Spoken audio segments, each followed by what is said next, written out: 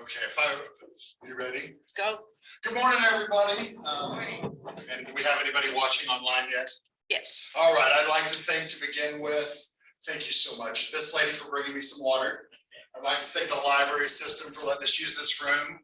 I'd like to thank the Muskogee County Genealogical Society. Is that the correct nomenclature? Yes. For recording and bringing us, hello. And of course, Legacy Keepers, Sharon Ray Legacy Keepers, and the Film Fest, the Bassonville Film Fest, for inviting me. Now, why am I here? Who am I? My name is Rex Campbell. I go by Orange Rex, and in my world before COVID, I was a fire breather, juggler, stilt walker, balloon artist, and entertainer, mostly doing charitable fundraisers and other corporate type events. When COVID began, I immediately had 30 shows canceled, lost all my income. And so I switched to something I used to do. I used to have an antique store. And so I got a booth in a little antique store that also had a grocery bakery in it. And so they considered themselves essential. And so they stayed open. And so I was able to get a small booth. They had a sidewalk sale every month and I sold antiques. Got back in the habit of doing that. And I have always done antiques as a means of collecting like little historical things for myself. When I found these books, I was actually at home. I had been bored for maybe, I don't know, a couple of months. I wasn't doing shows. Things had kind of slowed. And as you do sometimes when you get bored, we decided to overindulge a little bit. We had a big weekend, fried chicken and steak and beer and whiskey and a little drinking. And I ate too much and drank too much. And I found myself sick for about 4 days because of it. He knows, you've done it, I know, yeah, okay. So that's where I was. I was bored in my life and not being good to myself. And in about 4 days of this, I had got together for my bananas, my rice, my brat meal, my applesauce, my toast. And I finally put a meal down and I got onto the Facebook for the first time in about 4 days. And a buddy of mine, Matt Madrano, who makes, I used to know him from like the rock club kind of bar scene. And he makes prosthetics for a living. But he posted, hey man, I saw these really cool books up at the thrift store. They got death certificates in it from Muskogee County. And he posted it maybe 15 minutes before that. And already people are starting to go, ooh, that's some good history. Oh, that's kind of significant. And I messaged, I said, hey man, if you're interested, I'd probably like to buy those from you. He messages me and says, well, I didn't buy them, I just saw them. And I was like, hey honey, drive me up to the thrift store. Like I was not feeling good. And she's like, what for? And I go, death certificate. She went, okay. Because she gets what that meant. And it was Memorial Day weekend. So we go purchase them Saturday evening about 6 o'clock. They had been on the floor since Friday at 10 a.m. Literally hundreds of people had gotten them, looked at them on the counter. I talked to the lady at $25 a piece. Hundreds of people had passed on. I looked at them, seen them, thought they were cool. My friend even posted about them. But for whatever reason, they just stayed there and waited for me to get there and I bought them. Now, as I was talking to her, she mentioned casually, she said, when we first got them, he called Muskogee to see if they wanted them and nobody would take them. Now, I don't know who he called, but apparently he even made an effort to try to return them to someone. I'm guessing he probably called the city and not the county, and he obviously didn't call Sue over there, or Sue would be like, yay, I'm glad, here I am. Hi, welcome. How are you today? How are you? I'm so good, I'm so good. We just have people saying hi, I'm gonna let them say hi, because we're not in a hurry today, guys.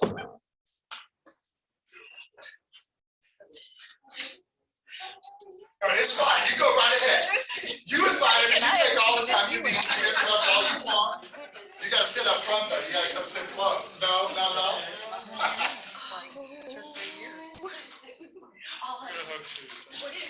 I'm Jay. I'm Nancy. You're just hugging everybody. Hi, I'm Rex. Hi, Rex. Sorry, guys. Oh no, you just do your thing, girl. Listen.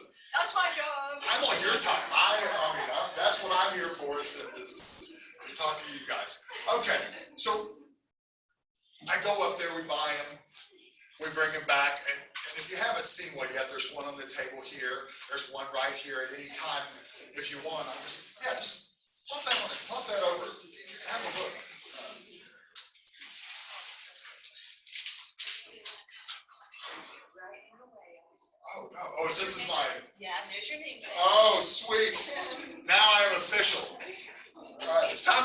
meeting. Welcome, everybody. Just kidding. Oh, I got that on backwards. All right.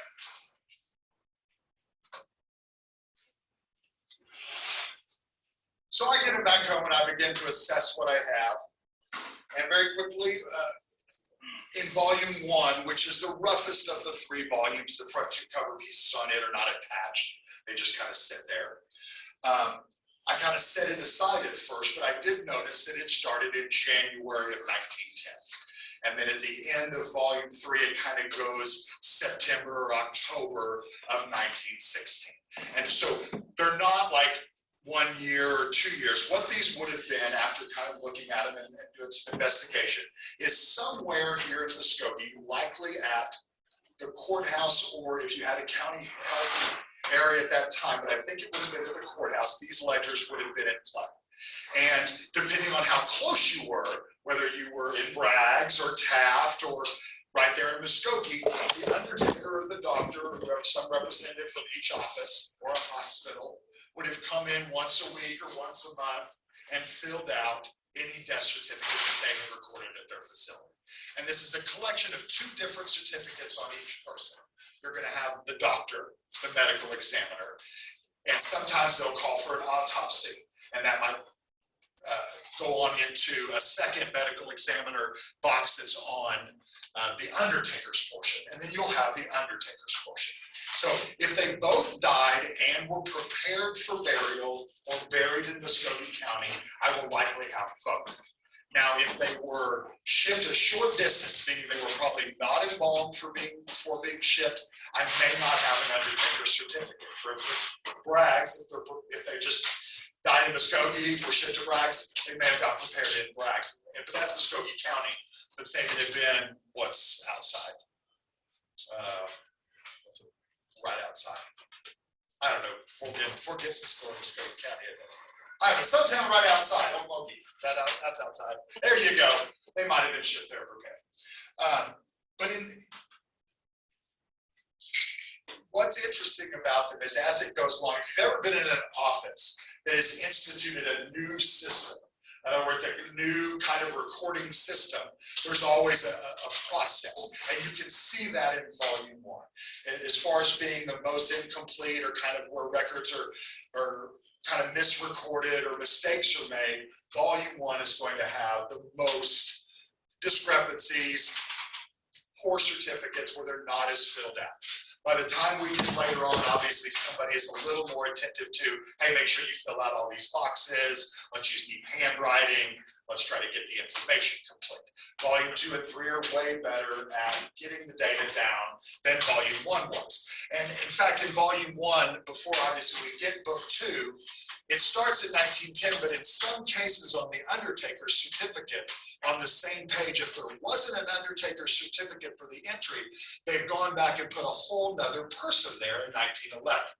The problem with that is unlike the medical examiner's certificate, which has a place for father, mother, occupation, the undertaker's does not.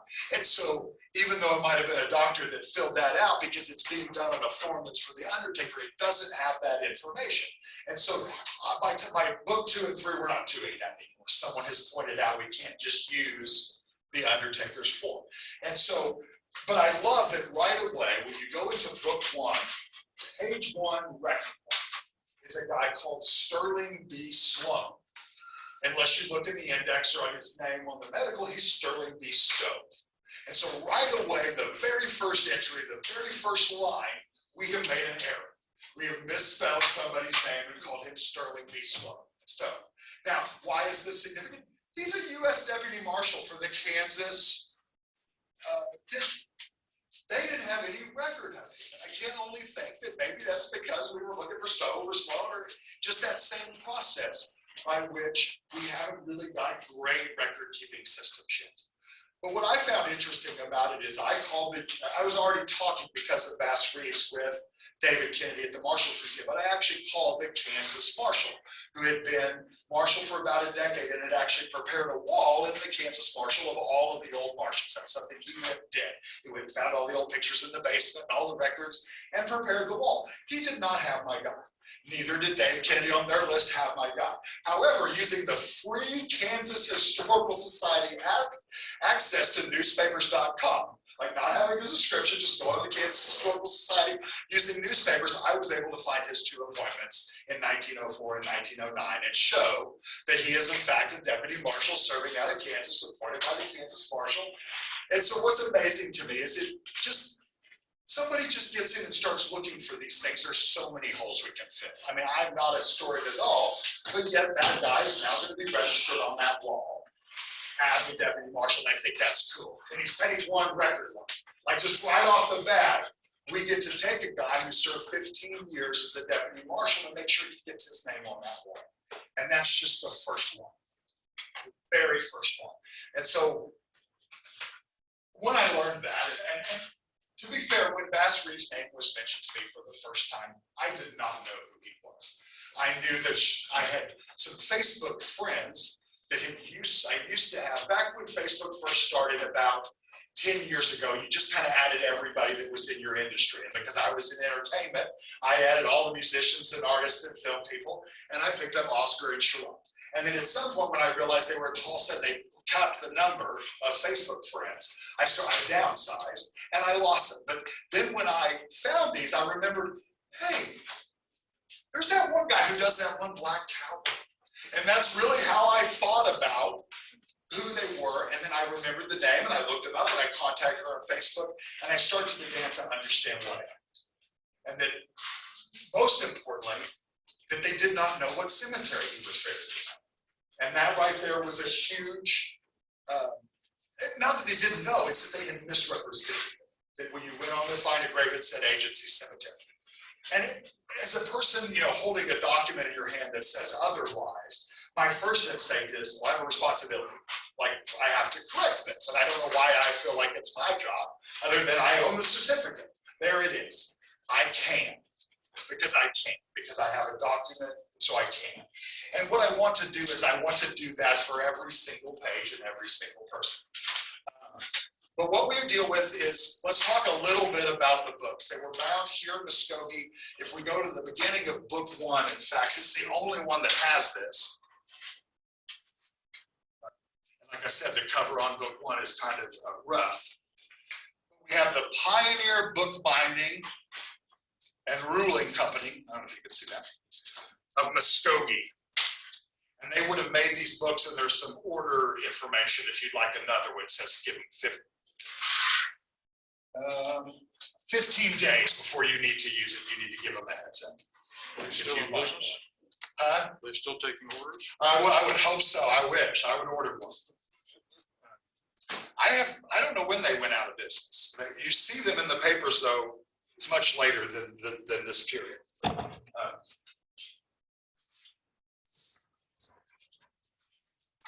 Okay.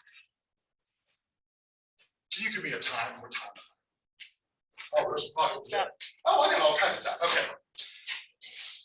670 pages each approximately. They seem to be bound, I think, 670 and 672. There's index pages in the front, A through Z, double page for each entry.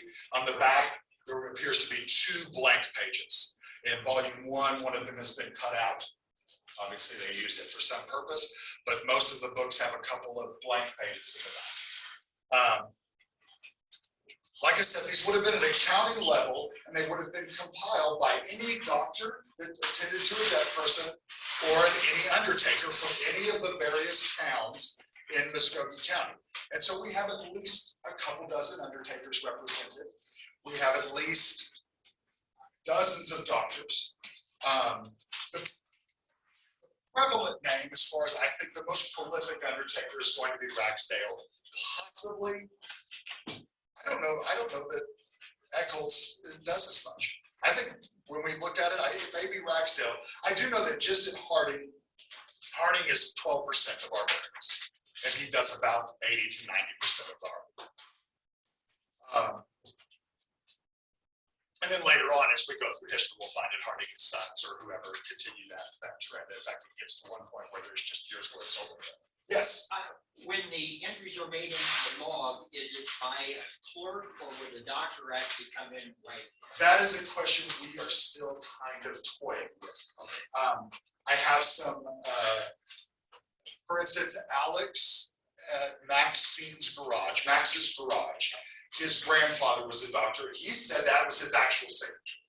He said that looks like his signature. Now I would like to get a signature and compare it. I would like to actually do that. And in some cases, I think it might have been a secretary in the office, but the Ragsdale signature, I think in some cases is Ragsdale's. In fact, I think in most cases. And when it's not, it's a very different handwriting, like you might have said, secretary. But there's also a county superintendent, C.A. Thompson, who signs for anything that would have come through like the emergency room, the jail, the county, the city hospital. And so his name appears quite a bit. I'm assuming that's his signature. That's his actual signature. But until I have verified with another document that I know is signed by them, not a secretary, just like president, how do you know? Like I would think that hopefully that he would stop by and do his own paperwork, but maybe not. I mean, that being said, for some of the smaller town type of records, I almost definitely guarantee that that is their signature. Because they come in, they fill out 2 or 3 records, and it seems like just a little more like someone actually signing their name and not copying it. I don't know how to say that. But, great question. We like questions. Any questions? Just do that. And also over there, I don't have an official Q&A for them. Do they have a way to tell you they have a question? If I put the headset on. Oh, okay. So she doesn't have her headset on, guys. Sorry. You'll have to call me. No, I'm just kidding. Kind of interesting, and if you hold it up, you may or may not be able to see it. I had to do it with a flashlight from behind. The paper is watermarked. It has a watermark all the way through of the roll. Like the roll is watermarked, and so when you hold it up, you can definitely see that there is a page watermark on there. Probably something from the Muskogee company telling you what grade paper it is. The bindings are in horrible condition. This is, people ask all the time, one of the first questions is, how the heck did these get out of Muskogee? What happened? Why are these not sitting somewhere in a historical society? Why are they not still being used as records? Here is my answer, being a person who owns them, and it's just asked that question to a lot of people. In 1917, the state of Oklahoma passes a law requiring that all death records be registered with the state, and they become the legal entity responsible for keeping them. Prior to 1917, from statehood to 1907 to 1917, there is a suggestion that that should be done, but it is not, there's no money, there's no legal pathway to pay for the records to be collected and then taken to the city. In other words, counties are just really happy to collect all that, spend all that money doing all that stuff, and then kick it off without getting it. So they don't. They keep the records internally. Now, in these records, there were 3 foreign objects. One was a little day and date page, like you rip out of a planner, said January 3, 1955. It had nothing written on it. So I have a little piece of paper from 1955 that says it's somebody handled this book in 1955 and stuck a bookmark in it. I have a newspaper article that's ripped out of a Tulsa World that's part of the sports section, and it gives me a date of January 1953. And it has the name James written on it, and it was shoved into a page that had a James on it. And so I'm going to assume that in 1953, and it's Tulsa, but I'm going to assume here in Muskogee. I don't think they've left Tulsa, gone to Muskogee and gone to Tulsa. I think somebody in Muskogee had a Tulsa World. They ripped a page out, wrote James, looked up a record, left it in there. So the last that I can verify them being in Muskogee, 1953. I think that at some point there was either a downsizing of storage or a flood in the basement. If you'll notice, volume 1 kind of has some signs that it was exposed to moisture along the edges, about ½ an inch deep, particularly around the front. It sat somewhere with some moisture for some time. I've heard a couple of stories that there might have been a flood or some flooding in one of the storage basements at the courthouse. So I'm going to assume that that's what happened. And then the suggestion was maybe a night crew was told to clean it up, and thinking that By this point, records are digitized, they're on film, they're on microfilm. Somebody has gone in and done all this. However, these records were not ever legally required for that to have been done because that was being done by the state. Counties were not being required, so there was no funding to digitize death records because it wasn't a requirement for them. And if there's not a legal requirement, there's no funding, which means nobody in the office is going to tell you to spend your hourly time doing it. Now, is the guy who cleans it out and throws them out know that? No, he's going to do like I did when I first saw them. I thought surely someone in the last 100 years has copied these, but that doesn't seem to be the case. And so I think they just dumpstered. That gets me to the third document that I found, which is a 1984 lot survey for a house at Nichols Hills, which is a very wealthy suburb of Oklahoma City. Organizations.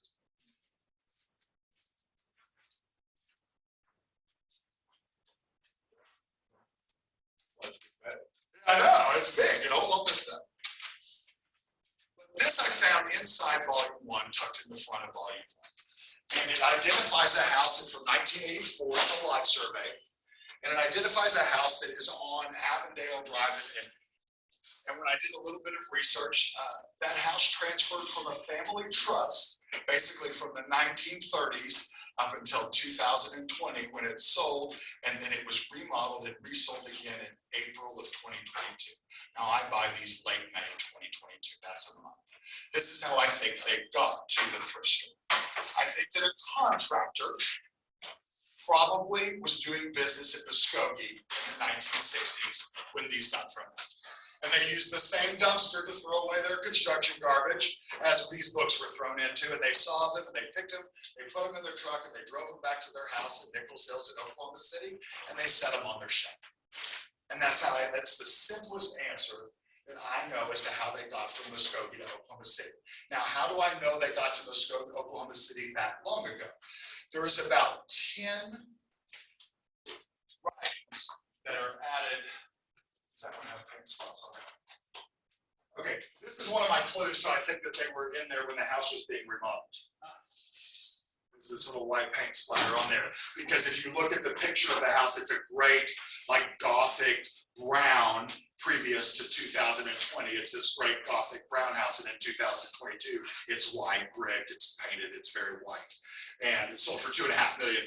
So it's a very expensive house. But in the back of volume 3 here, I'm going to get to one right away. It says, Diane Capshaw, Oklahoma City, Oklahoma, date of death, November 21, 1969, from repeated stabbings and a mass mobbing. And then we have Tony Marie Atkinson, 14 years old, March 7th, 1970, for running her mouth, and the contributor is she has an infected face with too many pimples. And now what this is sisters.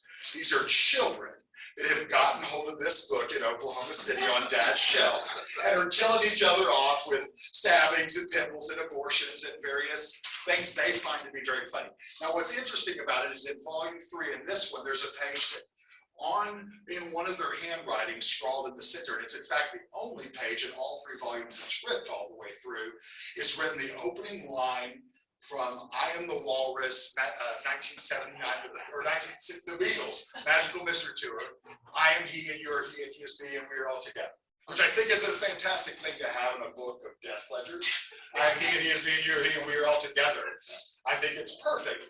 But what's really funny is one of the other certificates is they killed off John Lennon, or Paul McCartney. The Paul is dead conspiracy theory, they put the date of the car crash, and she's written Paul McCartney, car crash, broken neck.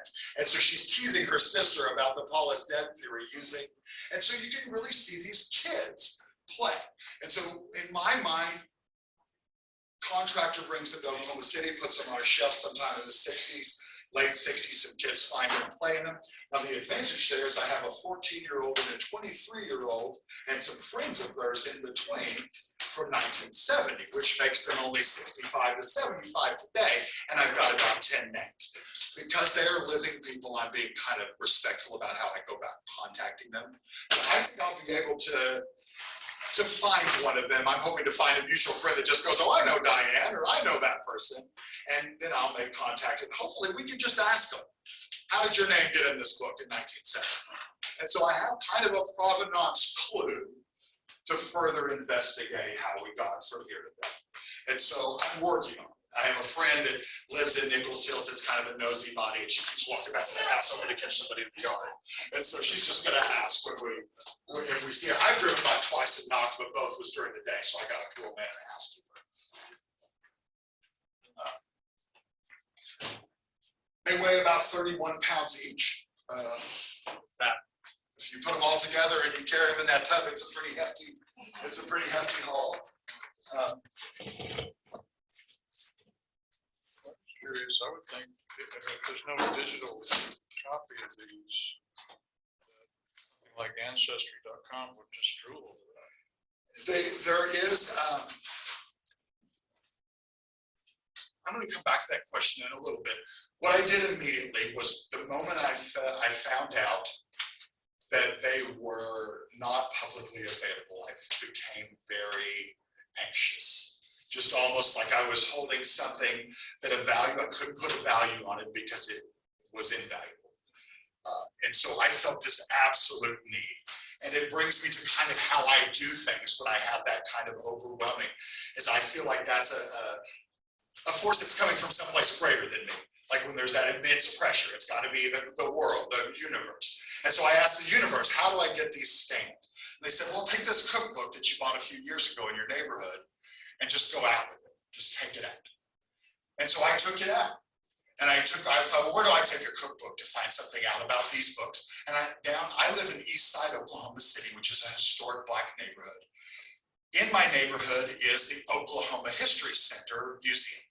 And so literally one of the best research libraries in the whole state for genealogy and history is 6 blocks from my house. That's the first kismet kind of thing that is amazing, is in order to research this, if I'm at home and I want to look something up from a directory from Muskogee 1903, there's one 6 blocks from my house, like the actual legitimate directory.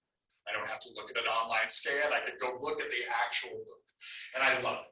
And so that, for one, makes me know these are in the right place, because in order to research them, I just have to go down the street. And I love that about it. And so I took this book, and she says, hey, you should take that book and go show it to Florence at Florence's restaurant. Now, Florence is kind of a soul food restaurant. She recently received a James Beard Award, which is a very prestigious award. And so it's a very prestigious, she's been there for 50 years. And it, again, is blocks from my house.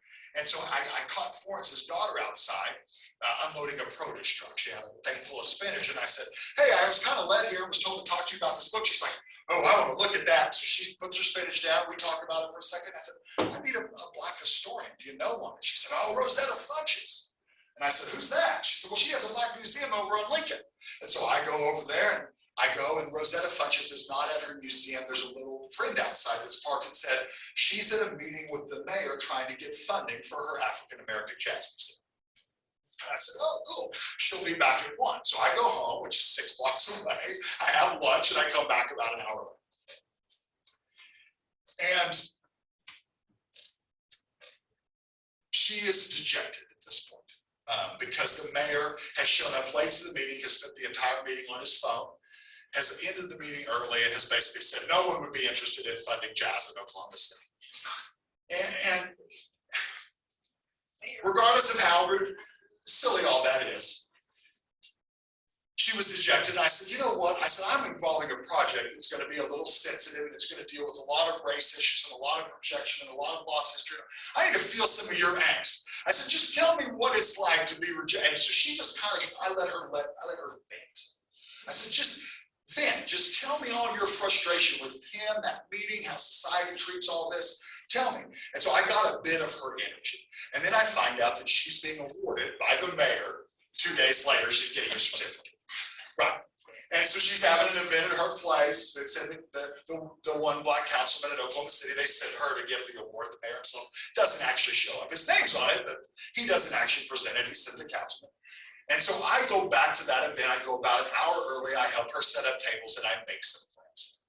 And so when that event gets underway, I'm actually have this and so take a look at it, but I again have brought this book and I'm holding it, and here comes this lady running up to me. She says, "Oh my God, I know her. Where'd you get this book?"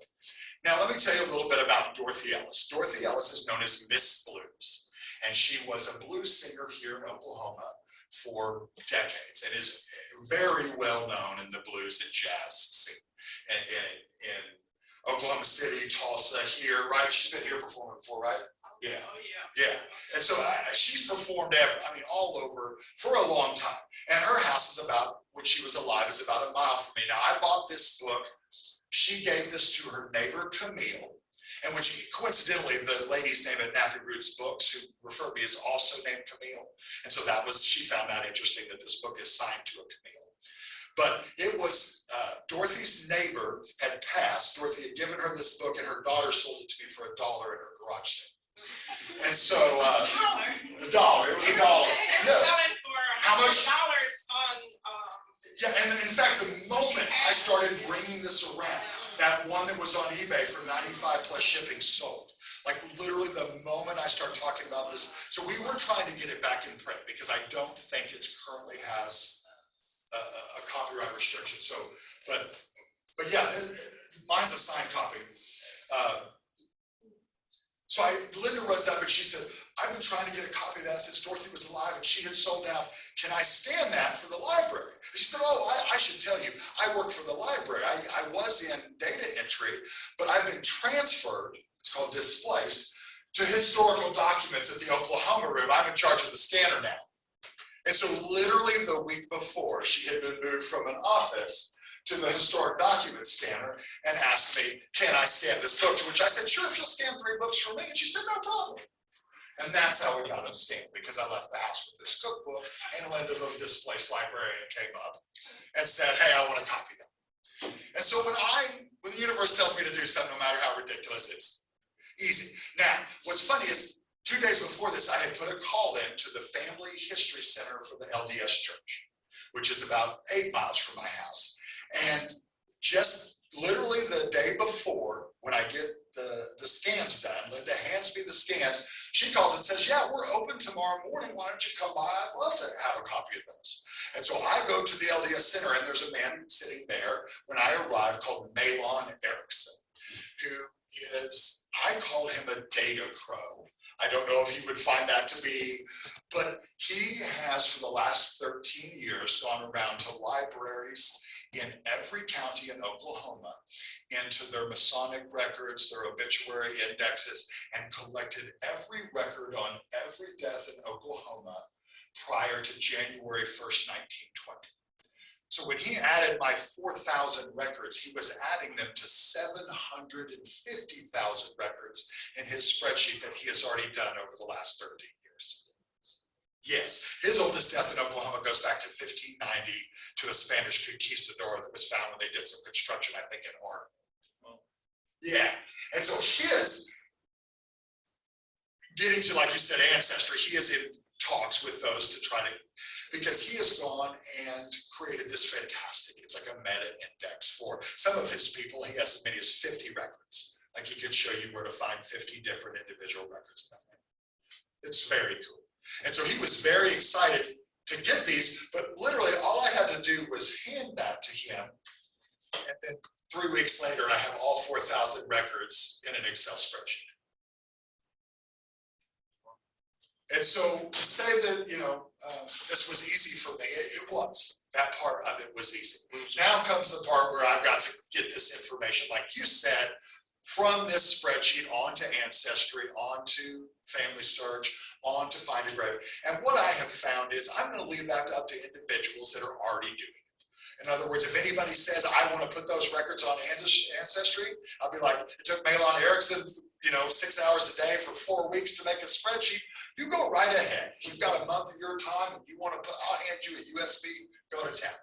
I am going to make them available to any of those communities that want to put the records up. I'm going to make them available. The only thing I'm not going to let them do is print copies of Bass Reef's death certificate and sell them on t-shirts. But as far as research goes, they can put them on the websites, put them on the stuff, go to town. So they scanned it, so it was like a JPEG or whatever. What's the format, Sue? Did you look at them? But it was an image. It's an image. I have all So 4,000. this gentleman just looked at the images and typed. He just went through the scan. He did not have the books. He just went through the scanned images and typed for 6 hours a day. He's a school teacher and he did it through his summer break. But let me tell you a little bit about something he told me while he was doing this. Every day he goes, he had a heart attack and he needs exercise. So he has to get a certain number of steps in. And so he goes for a walk every morning. And while he's on his walk, he collects spare change and cans that he finds. And he records them in a spreadsheet. And then at the end of the month, he shows you how much money he's made versus how much he spent on breakfast while he was out on his walk. And shows you how much, he can tell you literally what percentage, and it's 22%. He recovered 22% of his breakfast money by collecting cans and change on his walk for the last year. Now, that's why I call him a data crone, because he's collecting little sparkly things on his walk, just like he's collecting little records. He's going around and he's just picking them up and he's collecting a big nest of records. And I think it's amazing. I love people that are in some way kind of machines. And when it comes to that, he's a machine. You said he just sat there and just until it was done. And now I'm going to have to do that because I want to add about 4 columns with Undertaker and different cemetery. I want to expand this. I want to put addresses. I want to begin. And that brings me to the next cool thing is there was this lady that I've known since my teenage clubbing days, which would have been raving in buildings that, you know, we weren't supposed to be in. But I've known this girl since I was 15 years old. And she kind of casually saw one of my, I had mostly posted in a group, but I'd accidentally post one on my personal page. And she saw it and she was like, oh, my husband and I kind of do this. And then after about a month, she's like, I think I just really looked at what you were doing. You actually have records? She thought I was just wanting to clean a cemetery or was kind of doing something because they do, like Sue did, cemetery trumping, where you go and you write down names. They thought that's what I was doing. They didn't know I had books. And she's like, oh my God, I need to get you with my husband. And now he can't tell me which company that he has done this for, only that it is a big 4, which I'm going to assume is Family Search, Ancestry, Find a Grave, and MyHeritage. that. But he built an algorithm. And he has 4 servers at home that run his algorithm. And the algorithm is to cross-reference records to the rest of the data. And because he's doing it for them, he has access to all of their records and the government servers that provide records. And so he's going to create a separate file and run our records as a group and begin to look for connections to each other who lived on the same street, who were all barbers. Based on all of the directories, all of that information, he's built a machine and he lives in Dell City, 5 miles from my house. I've never met him, but this is a person I've known forever. Her husband happened to have built an algorithm. So again, as time goes on, some of this stuff is just miraculously going to be easy for me to do, but will provide us with the results that we want, which is, like you said, getting it out there to the world. What does it mean? How do we get it out there? Now, the Facebook group I started is, I'm not a social media guru.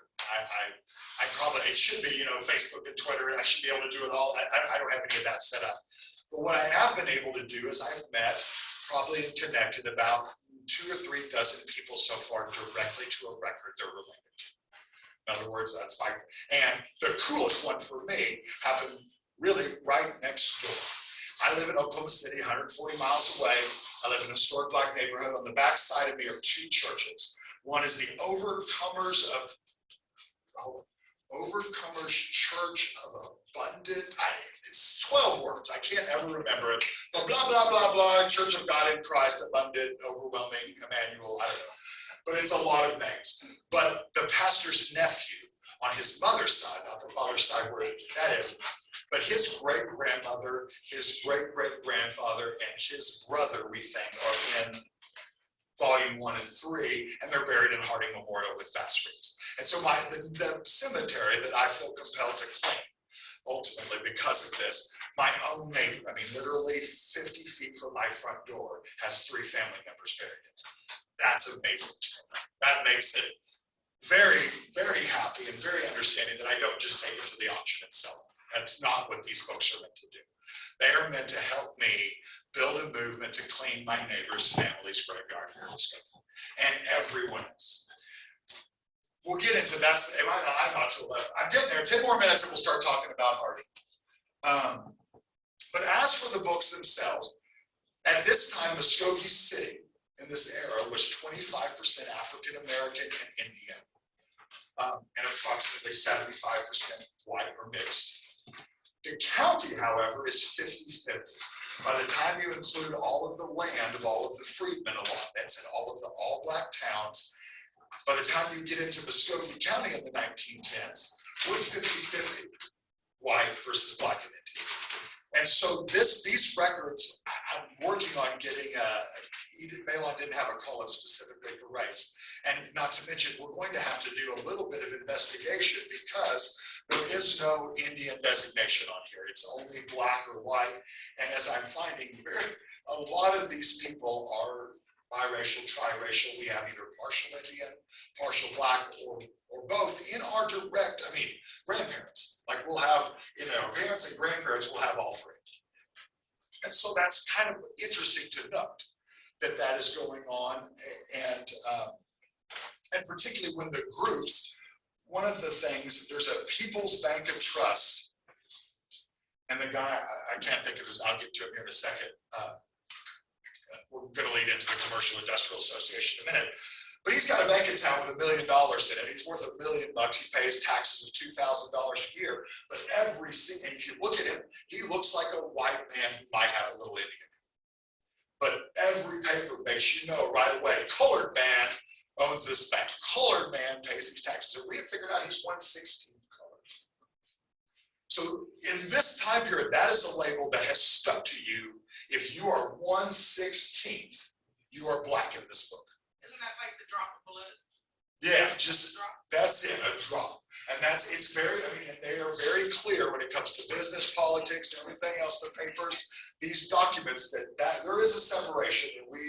And so that's kind of a theme through all this, are racially sensitive issues. Because we have three different races all competing for land, place in this area, in this time. And two of them have been promised this area and this place. And the third one has come in and not been promised it and is trying to take it, and they have the most power.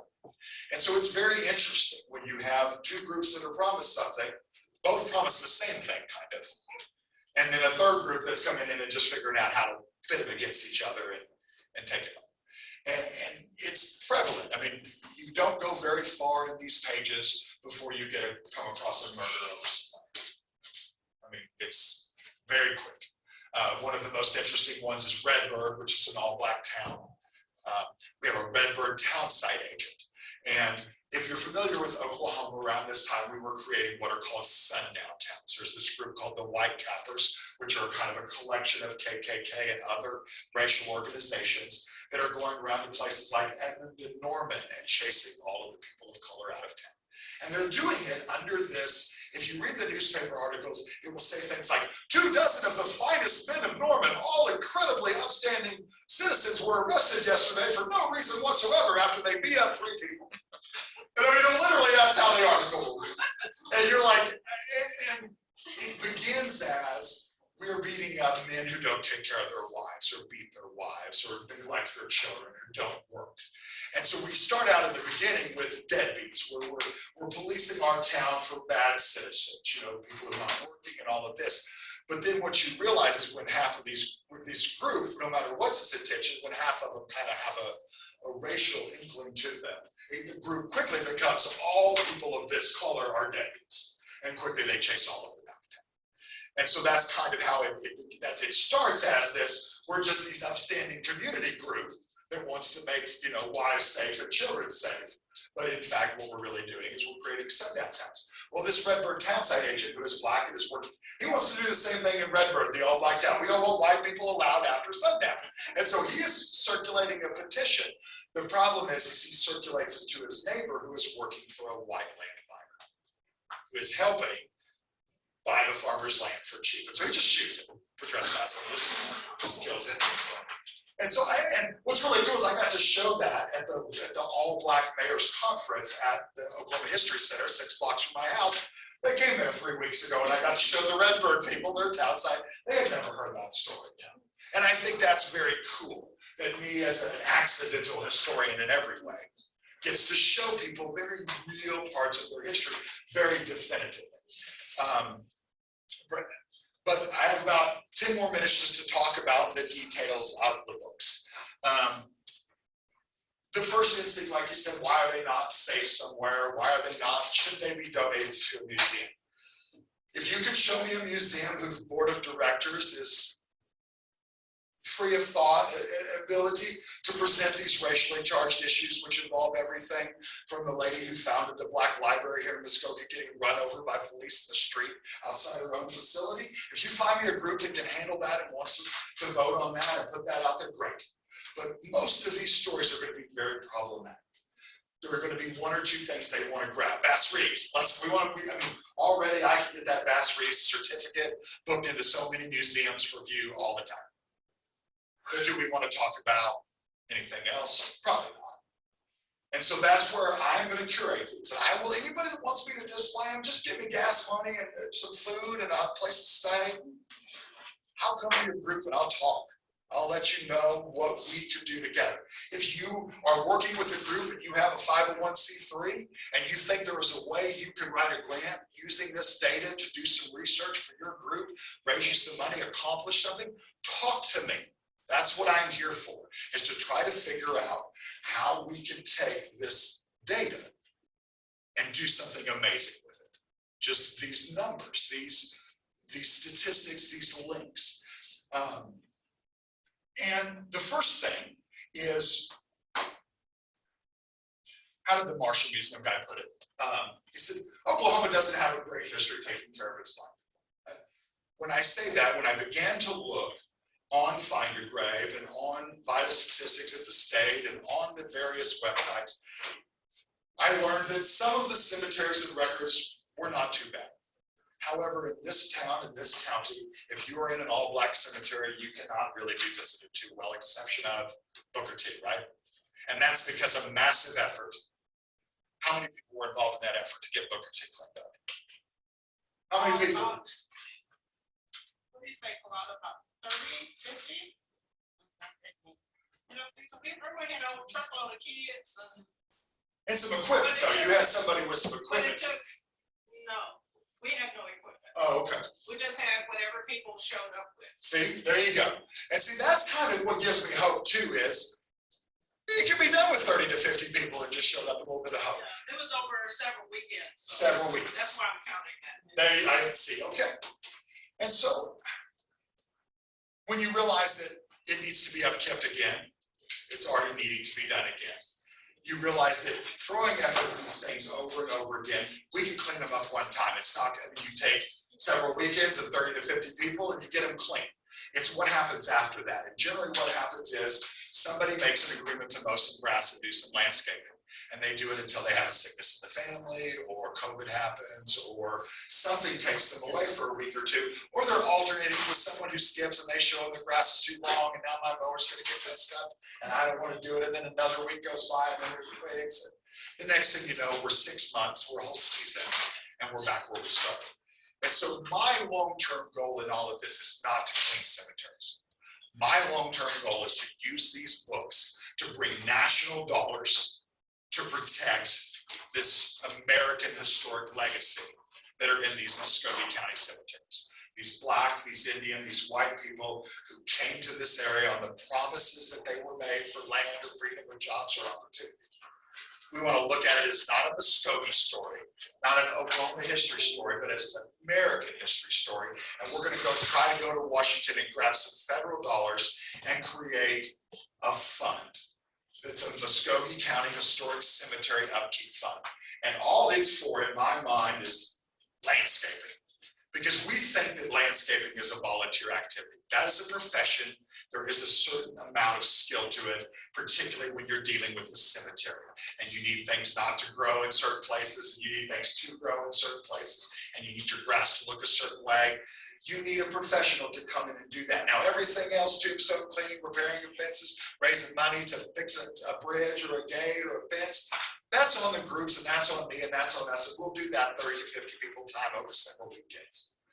But the big picture will be ultimately, I'm going to try to use this to build a trust, big federal dollars, big donators. And it may come down to, I may find in my 4,000 names, and one of them is in a cemetery that's neglected, that's related to a rapper, an actor, an industrialist, an oil baron, a land guy, who's got $5 million, who can just go, okay, and then it's done. And I'm not afraid of that. I'll go ask. I'm not afraid of looking somebody in the eye and going, I need $10 million. Got $10 million. And I'll ask. I'll see, he doesn't have it, but I'll come across somebody who does.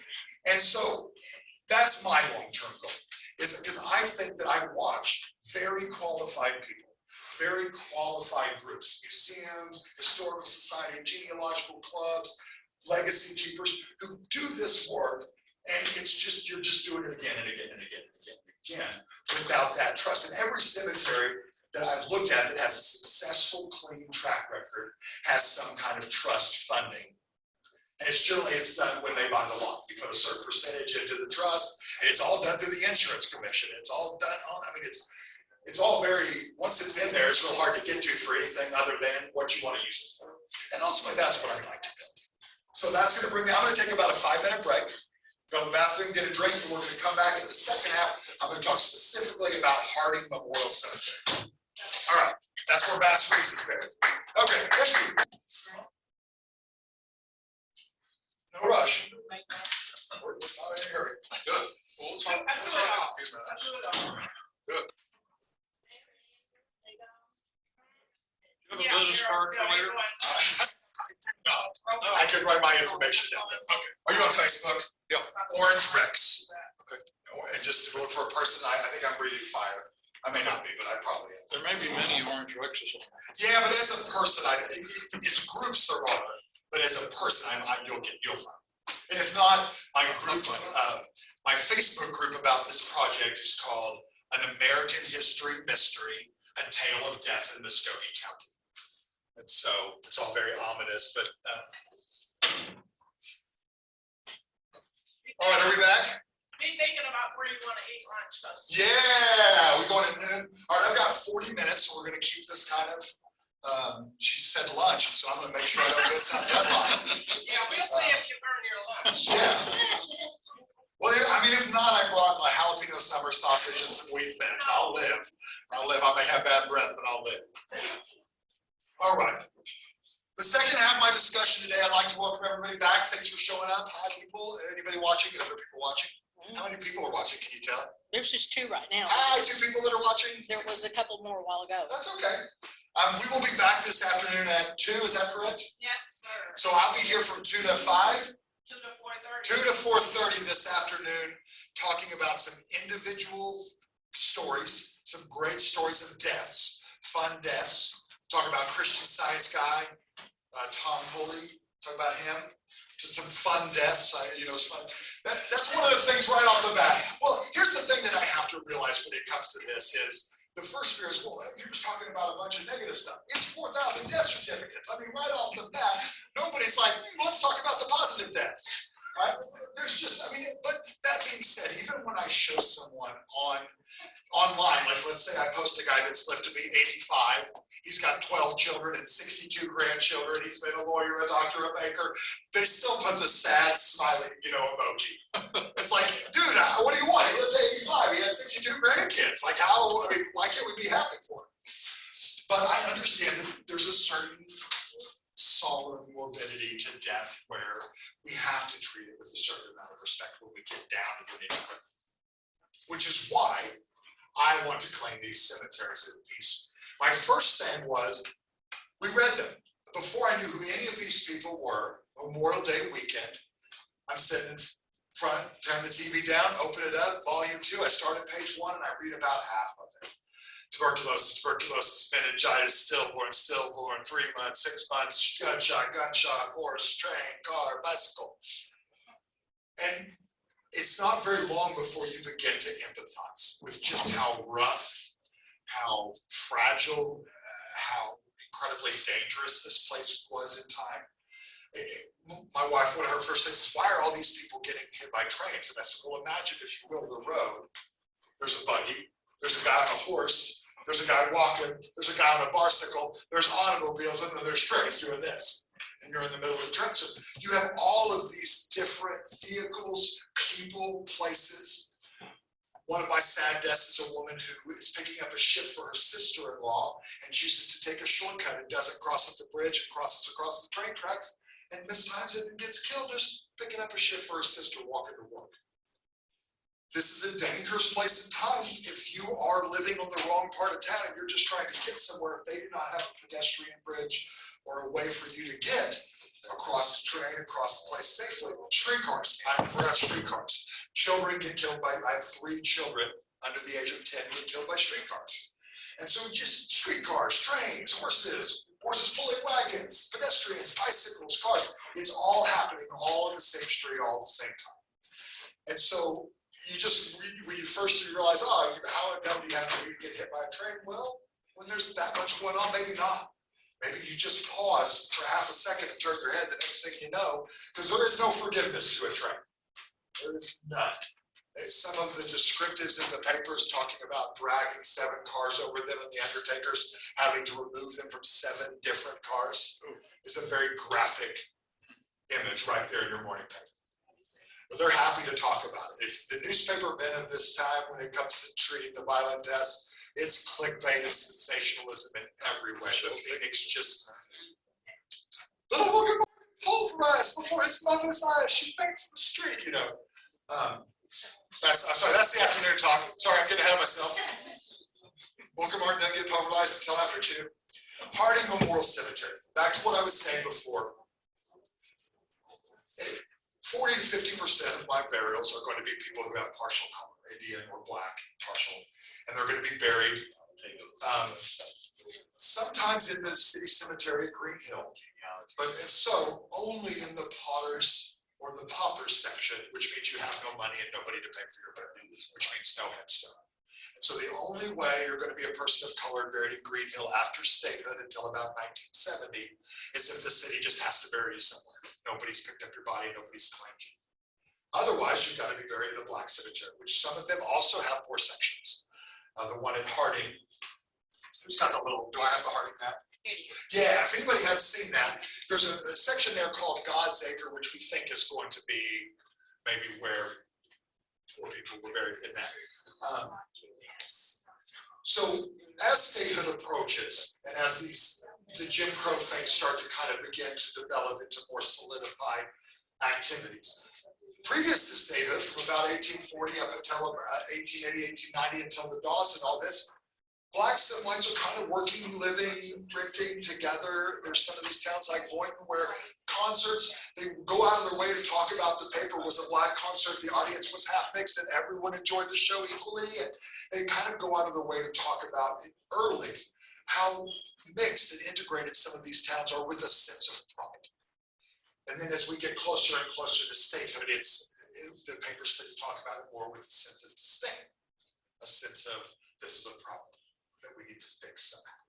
And you can kind of start to feel that building up, and I'm sure they did too, which is why in 1905, they began to plot cemeteries. And one is plotted by a guy called John G. Lieber, and it's called the McGilvery Cemetery, and it is plotted in March over an existing cemetery 3 miles north of Muskogee. He runs 3 ads in the paper which say, notice to colored persons, I have plotted the McGilvery Cemetery 3 miles north of Muskogee, $20 family plots.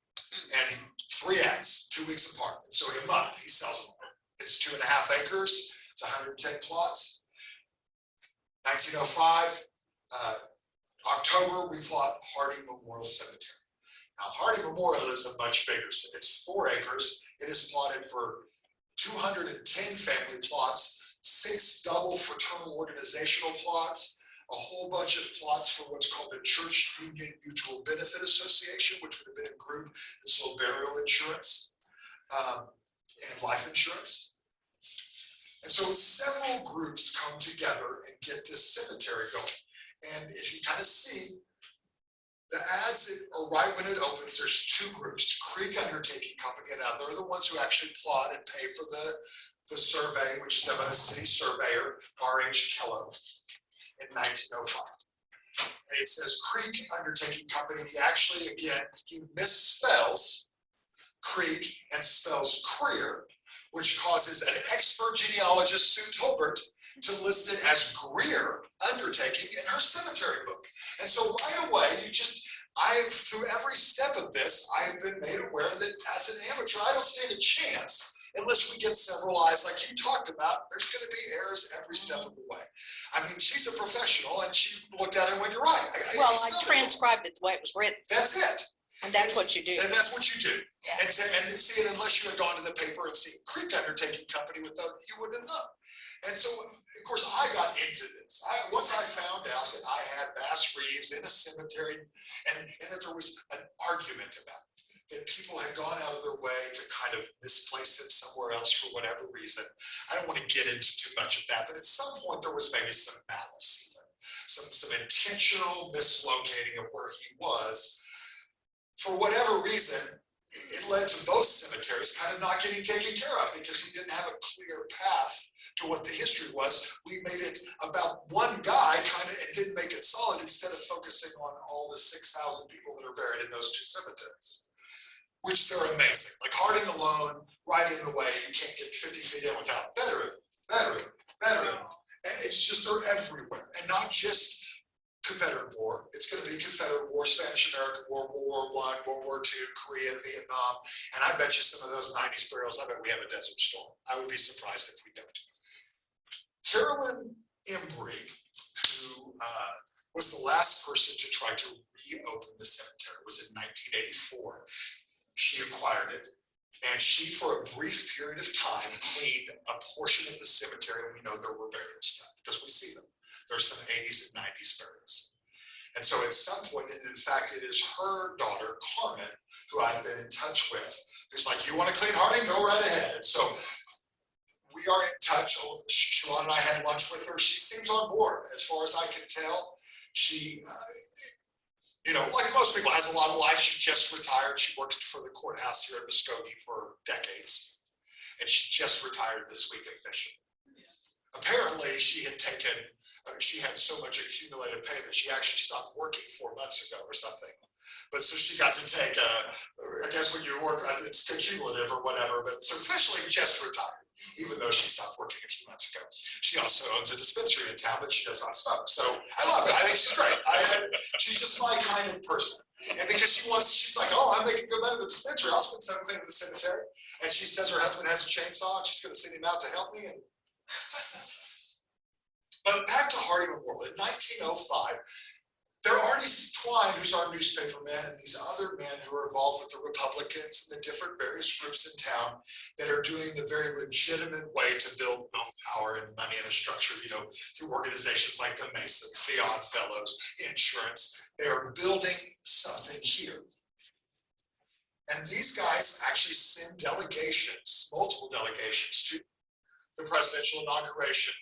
We're talking about statehood and how they do not want Jim Crow to be part of Oklahoma State. They are trying to fight against what they knew was coming. But even though they were fighting against it, they still know we've got to go to the cemetery. So they go north of town. They're not allowed that one in town, but north of town, and they plot this Harding Memorial Cemetery. And at the time, I bet they put a lot of money and energy and thought into it. Because if you see it, it's kind of creative. It's artistic almost when you look at the layout. Somebody has put some time into it. And right in the center, that's one of the first things I went to when I first went in there. I wanted to find Fraternal Circle. And of course, you get in there right away. They're older headstones starting 1905, 1908, all marked with the little symbols, the different, and some of them, like in the books, are kind of hard to find because some of the Black Masonic symbols are different. They have little different twists on them. And so I actually got a book on that. I'm going to start learning what those, to see if I can't recognize some of what they're doing there with some of this symbology. But it doesn't, I'll tell you this, it doesn't need to be in a forest where nobody gets to see it. It needs to be opened up and people need to be able to get in there. So here's what I think needs to be done. My plan is not to go in and clean the cemetery. My plan is to go clear the roads so that families that want to get in and access their family plot and begin to care for it can do so. That's my first plan, is to just go in, and if you want to be able to get to your grandma's plot, I want to make sure that you have an access road, a place to park, and can do so without a weed eater and a weed whacker. That's it. And there are very clear roads laid out on my map they're old asphalt, but I've gone in there, there's some asphalt. We're gonna eventually get the layer of leaves and dirt off of what will be a road. And so once those roads are secure, I will begin to connect families. Now, what's kind of cool about this is right in the front corner are two kind of very important family plots. One is the Ragsdales. Now, William Ragsdale, they ran a funeral home and undertaking mortuary service here in town under the same name for 127 years. And then it became House of Lynn, which was family direct somehow, right? Is that correct, or am I making that up? No. They're not related. No. Not related. Okay. When did that change take place? 10? No, not that long. Not till Five. 10, Maybe 5 years ago. maybe. Okay. just recent. But up until very recently, it was consistently the Ragsdale. Well, they have buried probably, I'm going to say 75 to 80% of everyone buried in Harding Memorial or Agency or our Black cemeteries in town. But definitely Harding, they're fully responsible for putting 75%, and they have at least 3 family plots there. Dan Ragsdale has one, and William Ragsdale and William Ragsdale Jr. or senior and junior have nice big stones right as you come in, and they're going to be right there. Right behind them is the Elliott family. Now, Mary Elliott, who's related to them, I'm not sure exactly how, but she is with the Smithsonian. She's a curator for the Museum of African American Culture. And so we have a person that literally is in Washington, D.C., a curator at the Smithsonian African American Culture Museum, whose great grandmother is right there. We're going to clean her plot and get a road to it. And so opening right out the bat, if I just do these 2 plots, and I'm not talking about cleaning it, so it's just rake them. Just make it where I can walk in and show them to people and they can come visit. We're going to start to get some attention, and the kind of attention we want, which is some positive families who have a legacy to protect. Because there's some great history. You run an undertaking house in a town, you bury thousands of people. That's a legacy I'm going to try to protect for them. I want to try to protect his legacy by cleaning that cemetery, cleaning Agency, and going forth. Now back to, there's 2 parts to this talk. There's a group called the Commercial Industrial Association. This is a group that is Black businessmen, Black and Indian businessmen, mixed in businessmen. If you have anything like we talked about, if you have a drop, you need to be in this group. And this is kind of a Muskogee version of Booker T. Washington's National Negro Businessmen's League. And in fact, in 1912, they decide they want the National Negro Businessmen's League Conference to take place in Muskogee. And they would get with another member of this group called William Prentice Green, who's a famous photographer. He's got some photographs hanging in the Oklahoma Historical Society, but he photographed white, Black, and Indian people and was very well known for being the best photographer in Muskogee. Is that correct? Mm-hmm. I mean, yeah. And so he kind of had a reputation as being, it didn't matter, he's the best guy. And so they commissioned an 84-inch by 54-inch portrait of Booker T. Washington, the largest portrait of Booker T. Washington ever made. So this is the dimensions. 84 by 54. And they have him make it in his studio. They put it on a train with the Wigginton's Auxiliary Club, along with all their exhibits from the Muskogee Businessmen's Association to the 1912 conference in Chicago. They presented to them in front of a standing ovation. Immediately afterwards, they vote where the next one's supposed to be in 2 years. They choose Muskogee. And so this group that kind of built this cemetery, at least 10 men that are in this group were associated with either the incorporation or the original building with Through Creek Undertaking or Home Undertaking, this cemetery. They're responsible for bringing Booker T. Washington here in 1914. And so this is a very Second Street, like you said, there's none of it that remains. But at one time, like Black Wall Street in Greenwood was a very wealthy lawyers, bankers, doctors, dentists, real estate, every dressmakers, tailors, shoes. Just think ritzy, think, the nice fancy shopping strip, they had it there. And then one street over, we have 3rd Street, which is the saloon equivalent of the same kind of area. It's, your more seedier side, but again, not seedy. It's still money. You have to think at this time, these were 2-story brick buildings. These were 3-story brick buildings. These were not shanties. This particular street and these particular men were masons and educators. And like one of them, you get some overlap with this guy called E.D. Jefferson, who was the Grand Master of the Oddfellows in local, and then this guy Green Curran, who comes in, who was Oklahoma's first black legislator back when we were in the Indian Territory. But all these men have connections to money, power, and wealth at this time. And so we're doing a disservice if we look at Second Street as it is today, and we think that's where they were, because it's all gone. Systematically, it was just erased. But at this time, and hopefully someday I'm going to find a kid that wants to rebuild us in Minecraft or Visual. I'm going to get, you know that it would be, I would love to rebuild a virtual Second Street and kind of put some of these real people into that, and so you can see it, because I could describe it all day long, but just like trying to rebuild when they talk about Greenwood and the tragedy that happened there, we just don't have enough pictures and documentation of what it looked like before it was done. We got some pictures, so. We have some, and they're impressive. When you look at like, wow, that's, it's a street that you look like, okay, that's a happening place. And when you go in and you see these cemeteries, and there's this first thought, in today's climate especially, I went, and before I did any talking, I kind of looked at articles about black cemeteries that were neglected. And on Facebook, there was one in the city where somebody had posted it. It's 6 miles from my house, and I'm going to get to cleaning it on my side. I'm just going to take my lawnmower down there on the weekends. And so when I don't have an itch and I can't drive to Muskogee, I can get it out by working on one near my house. I forgot my thought. What was I talking about? Do you remember? All right. Anyway. Online on Facebook, one of the comments was, well, why should I care? That's a black people problem. They should clean their own cemetery. And so I got to thinking about it from that perspective, of how we got to that line of thinking. But let me tell you about from their line of thinking. Imagine that cemetery, which is north of town, forced to be north of town. You were forced to be buried there. If you were buried in the city cemetery, you got no headstone at all. Bass Reeves owned 2 children, Bass Reeves Jr. and Homer Reeves, buried in 1901, 1903, had the privilege of being buried in Green Hill.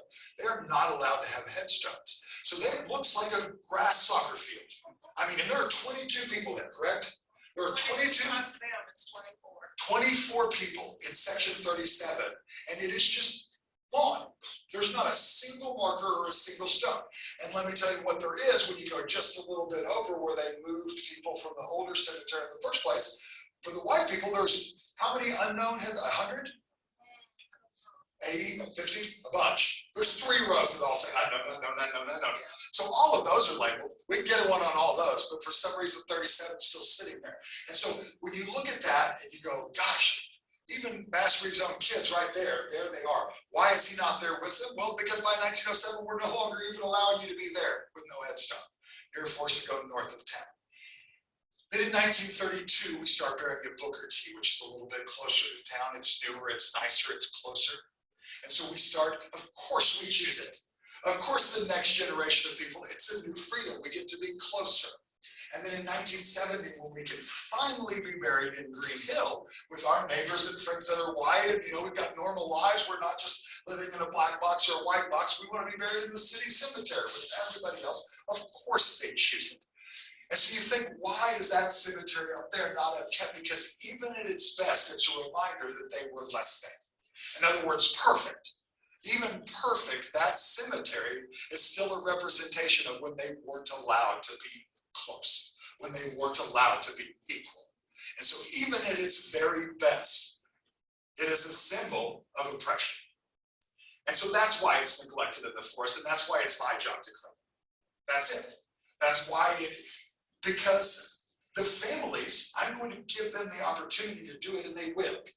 But the acknowledgement that it's not their job to make equality happen, because they weren't the ones who made themselves unequal. I can make equality happen. And it's simple, because I can visit my family. I have the freedom to do this because I don't have to waste it on my own history being prepared. I can find it. I know where they are.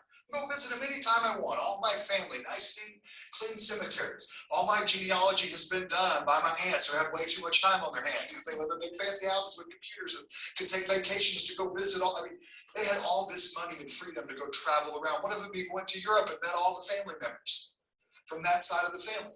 They had that freedom to do that. I want these people to have that freedom, to be able to connect with their family that I've always had.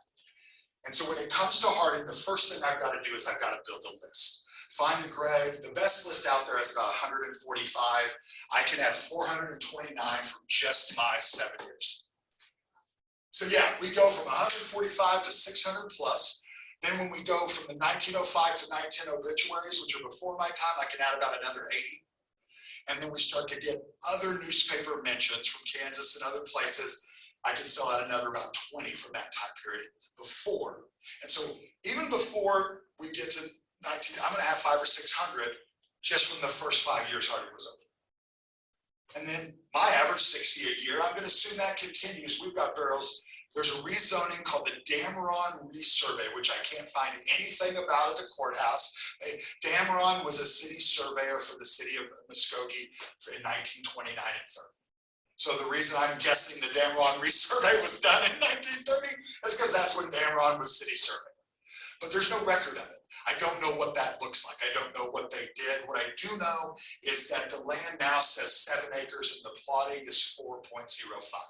So there's 3 more acres to it than what I have a map for.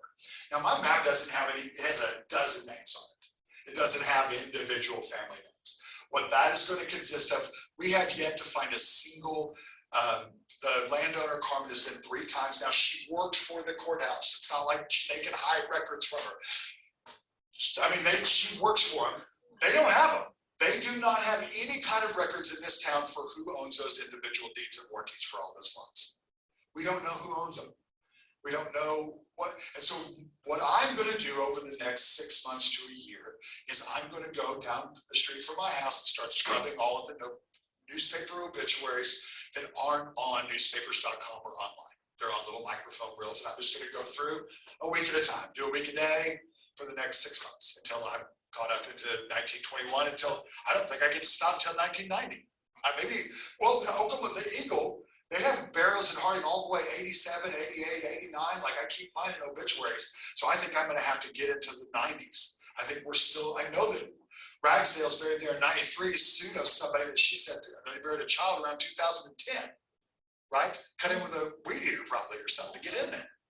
Yeah. Can you imagine you got a family plot and you're cutting in with a weed eater to bury a child that's passed? I think I can fix that. And it doesn't seem like anything but a reward in fixing that. There just isn't anything but a way to feel good and feel great and be useful than to help fix this little problem. And so far, all I've done is we've gone and there's a corner post that sits on the corner southeast. It's an obelisk. It's about this tall. And I just trimmed out about 5 feet with my little weed eater as a symbolic gesture. And I'm going to work from there, starting in 20 by 20 foot sections from that corner going north until I find the next pole. And then I'm going to work my way back to the front. And I'm just going to eat this elephant one bite at a time. And I'm going to use the history of that commercial industrial association as I find those men. And for instance, Elliot, who was the clother, who had a store on Second, a clothing store. Taylor had a store on Second. He's the one who's related to Mariel and the Smithsonian. Once I clean their plot, I'll connect them. Once I find my neighbor's plot, they're going to do a memorial service at their church for his grandmother. They're going to prepare some funeral songs and a memorial, and they're going to speak. And then I'm going to film that. And then we're going to add that to some pictures, and we're going to send that out there as part of a documentary. And then we're going to find 5 or 6 families, and then we have a whole document, and I'm going to do it one at a time. Because there's this first instinct when you go right in there you see, like right away when I showed the veterans headstones, I had 4 people contact me. I want to come clean that headstone. They're all old ladies who, got their little toothbrushes and their kits and their gear. And I mean, isn't that the first instinct when you see that, you want to go fix it? There is when you talk to larger groups of people, you realize that some people have a problem with cleaning headstones that don't belong to you or someone else. So we're going to give those families, we want to make sure that before I just go in there and start deciding that I should clean your headstone, I'm gonna make a chance to do your genealogy and to find out that if you have somebody that's related to. That being said, if 9 family members say no and 1 says yes, I'm cleaning your headstone. I think that's where our goal is to make it live for another generation that isn't affected by Wyatt's hair. Because there is still a lot of guilt, a lot of shame, there's going to be a lot of negativity associated with just touching. I mean, just from the very beginning, just beginning to talk about, for some people, they're going to be very sensitive. Right away, like I said, all my lessons got taught right away. Like one of the first records I posted was in the Muskogee history group. I said, hey, anybody want to see any of these certificates? Throw me out a name. And she says, hey, do you have Fanny Weaver? We've been looking for her for a while. And I find Fanny Weaver and it says carbolic acid poisoning, suicidal intent. And I post on there, hey, I might just message you privately about this. And then this other girl, Amber, comes on and says, why are you messaging that one private? You've been posting everybody else's. I said, well, it's kind of a family situation. I thought maybe it was better. She said, well, I'm family and I want it out. And I said, oh, you're related? She said, yes. That woman who asked for it is my mother, and she's lied to me about how my great-grandmother died, and I know it. And so sure enough, I slap it right down there on the page. She told her she'd been burned in a fire. And so right there, I mean, literally, here's a 110-year-old document. They had fought over this for death. I mean, it was a source of contention.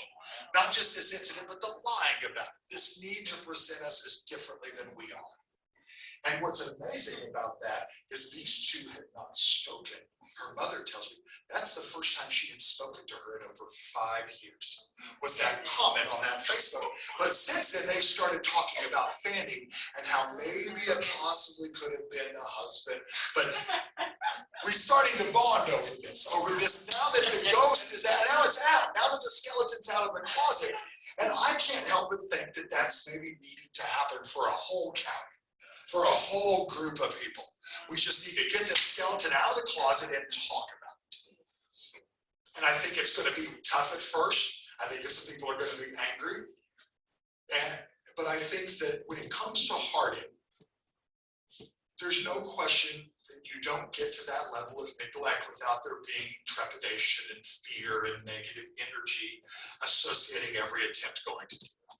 They're just, I can't imagine that those people that have tried to get momentum behind this haven't had frustration with the wall. Let me tell you what these records are. They're just going to smash that wall. I got Bass Reeves in here. Oh, more Bass Reeves. And I'm going to shout it and I'm going to use it. Now, do I care about all 3,000 to 5,000 people in there? More than him, but equally, let's say 3,000 to 5,000 times more if we count them all equally. But as far as he goes, he is what gets people here. He's what's going to get us into these seats, and he's what I ultimately will come to gain a respect for Bass Reeves, as everyone else does. Now, to begin with, I have this very outsider kind of almost perspective. I own his death certificate. So what I did is I went on newspapers.com and clippings. You can do anybody familiar with the newspapers? You make these little clippings. Well, if you're a poor person like me and you can't afford newspapers.com, you can click on someone's clipping and then you can go into a list of all their clippings and then you can go into a list of everybody's clippings and they're all free. And then you can type in Bass Reeves and you get to see everything the U.S. Marshals Museum curator has ever clipped, everything, what's her name, Jonita? That writes for the paper, everything she's ever clipped about Bass Reeves. You can see everything that Ernest Marsh, everything that Art Burton, who wrote the book on him, literally all of their clippings. So you don't have to do anything. You just go in and start sorting oldest to newest, and you just read every newspaper article, and somebody's already indexed them all for you. And so that's what I did. And so right away, what I realized is about half of those things we don't like to present when we're writing articles because they don't paint him as just the hero lawman. They paint him as kind of a mercenary guy. And I don't know what we try to do when we build a $300,000 statue and put it out in front of a museum, what we're trying to accomplish with the legacy and the history from a guy who never had $300,000 in his whole life. There's a struggle with that for me. And so I've never really quite understood that. That being said, I bet it's a beautiful statue and I'm going to go see it in a couple of days, right? We're going for it today. So what I want to do is I want to clean his cemetery.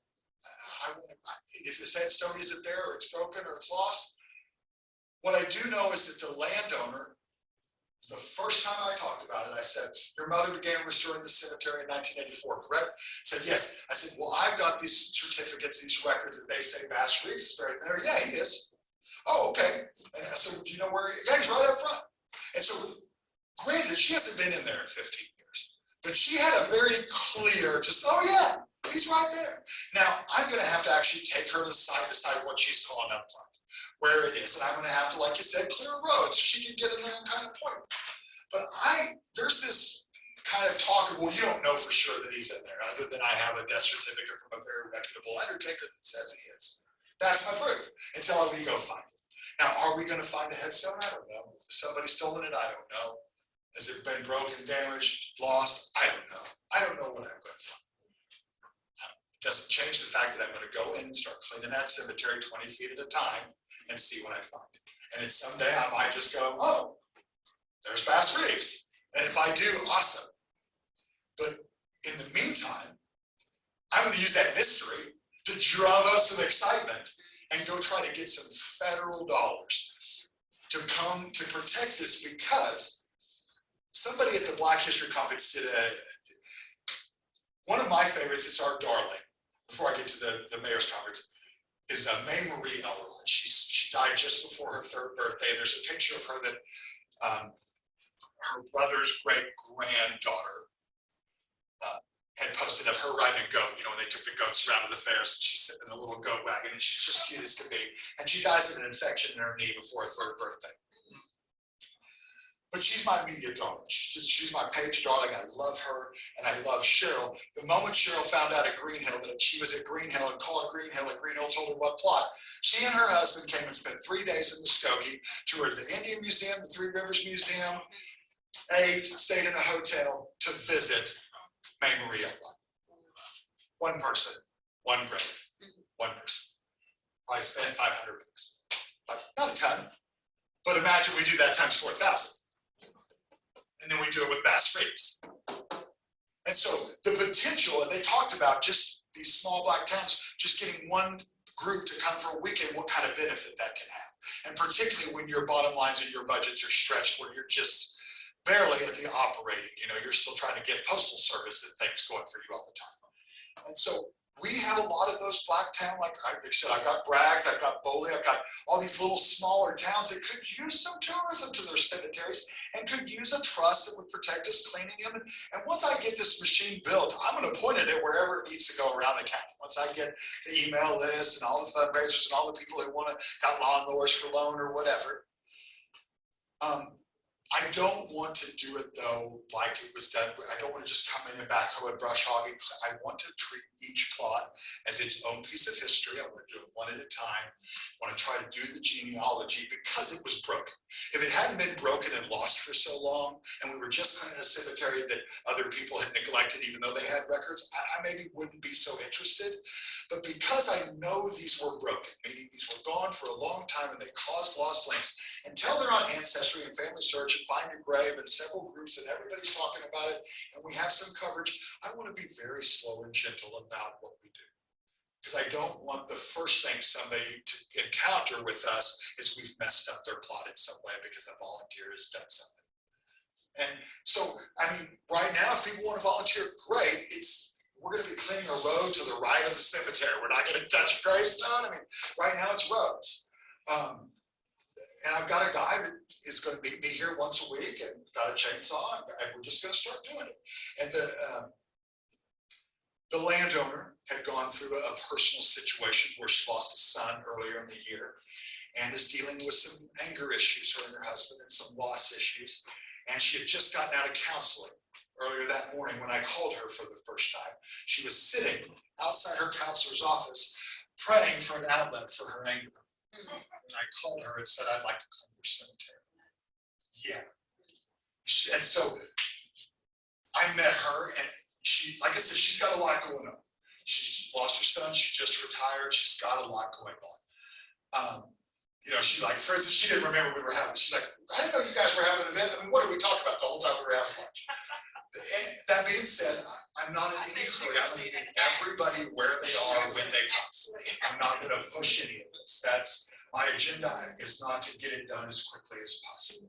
My agenda is to create a long-term, really concern. I mean, I want to create a pride within this community, the state, about these people in this history, because a lot of hardship was endured through this era, through this allotment process, through this, and some people came out and strong and built strong, lasting legacies. And I want to talk about it. And I like the Ragsdales, for instance, who somehow, Junior, now let's just talk about what makes this tough as we get right into the Ragsdales. I have 2 minutes, so I'm going to close with this. But like I said, one of the first plots I want to clean is the Ragsdales, Junior and Senior. Junior is, in 1923, there's some kind of incident that happens in Sapulpa where some officers as part of a riot get injured or hurt or whatever. And they accuse Ragsdale of being there. And they come and pick him up in the middle of the night in Muskogee to try to get him to Sapulpa without anybody knowing they've done it. And somehow they manage to shoot him while he's escaping, traveling from Muskogee to Sapulpa. And so right away, like I said, it's just every step has to be taken one at a time. We have to make sure that we don't tell all the police horrible stories all at once, as if that was the only thing going on. We want to let each family come forward and tell those stories if we can. We want not the newspaper perspective to be the first thing that we show. We want to listen and let people tell. And I got that from, there's a lady in town called Martis Taylor. She runs a group on the Facebook. And she said, the thing about these stories is they're uncomfortable for people. And people like to tell their own stories. And she said, that's what they're uncomfortable about when it comes to you, is that you're going to tell their stories. And I said, she said, what should I do? And she said, keep doing what you're doing. Put pressure on them. In other words, it's time for these stories to be told. And if they want to be the ones to tell them, then now is the time to come forward and tell. And I agree with that. There is no better time than the Black Lives Matter movement, than the critical race theory, political discussion. This is the time, if you have a race issue, to get it out and talk about it in this. I mean, it's the time. This is when there's funding. There's so much funding for these kind of projects. There's so much interest in these kind of projects. So now is the time. There are literally 4 different specials being produced on bass reefs right at this moment, and at least a dozen other I know about black cowboys on the list. So right there, I've got all these kind of black. All right, how about, are you telling me time? She said I got to go to lunch, and my belly agrees. Thank you guys for tuning in online. Thank you guys for coming today.